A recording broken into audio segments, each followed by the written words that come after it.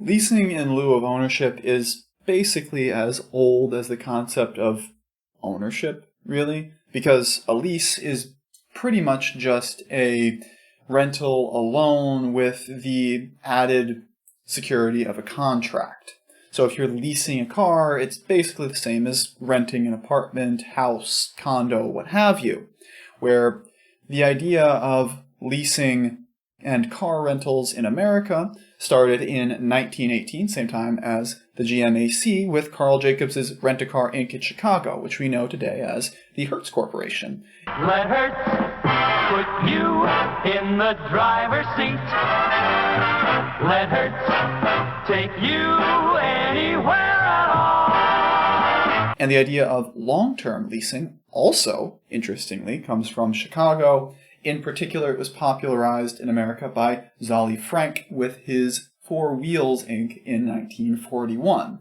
And as of 2021, 80 years later, and today, about 26% of new cars are on lease agreements in the US, which is actually down from a high of 34% in 2017. Now is a great time to get into a new CRV lease, where we have two types of leases that we're going to consider here, what are called open-end and closed-end leases. Basically, these are determined by how the payments are considered, how your plan is put together, where a closed-end lease is one that has fixed payments based on usage, based on amount of mileage you are expecting to have for it over the term of your lease, where you pay extra based on how much more usage you may get out of it.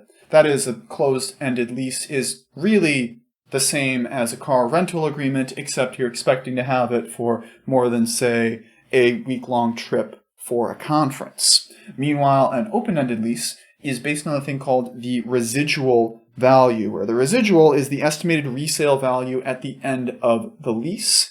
And what happens is you pay your payments based on that residual value, based on the value you expect, and then at the end of the term, at the end of the lease, you return it, and that value is compared to I'm blanking on what wording we have here, I have to get this just right, the appraised, or what's called resale value. This is maybe a bit more general than what the car seller has in mind, but it's based on that value, where if the appraised value is below the residual, then you have to pay some amount to cover the difference there. And if the appraised value is above the residual, that is, your car is in better condition than they may be expected, you either don't pay anything or you get a refund for having treated your car well.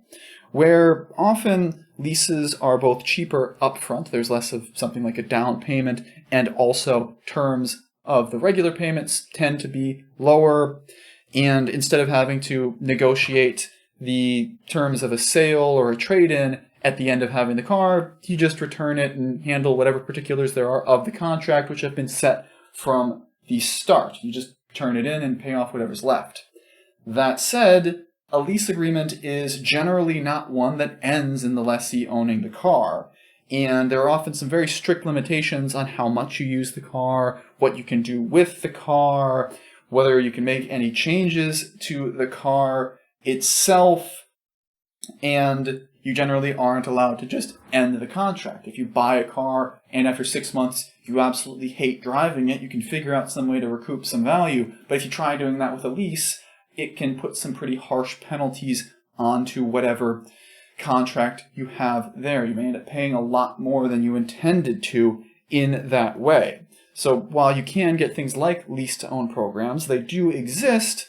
A leased car isn't in any meaningfully sense your car, in exactly the same way that an apartment you rent isn't really your home, as much as it's the place that you live. But we'll talk more about that in a later section, in the next section. For now, let's talk about one more other important part of owning, renting, leasing a car insurance.